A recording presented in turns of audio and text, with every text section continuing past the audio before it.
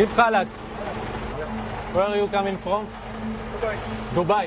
And what do you have here? Electric. Electric. Yeah. Okay. What's your name, my friend? Jihad. Jihad. Hi, nice to meet you. I'm Amir. Welcome. Hi, Jihad. You're welcome. Welcome to Israel. בשבועות האחרונים, מאחורי גבם של החות'ים, החל ניסוי במסגרתו מגיעות חלק מהסחורות דרך היבשה ולא דרך הים. תיעוד בלעדי שנביא לכם כאן עכשיו, חושף איך נראה אחד המקומות הכי רגישים בארץ. מעבר גשר הירדן, אליו מגיעות מסעיות מהמפרץ הפרסי, דרך ערב הסעודית, במסלול עוקף חות'ים. הנה מה שהתגלה בפנינו.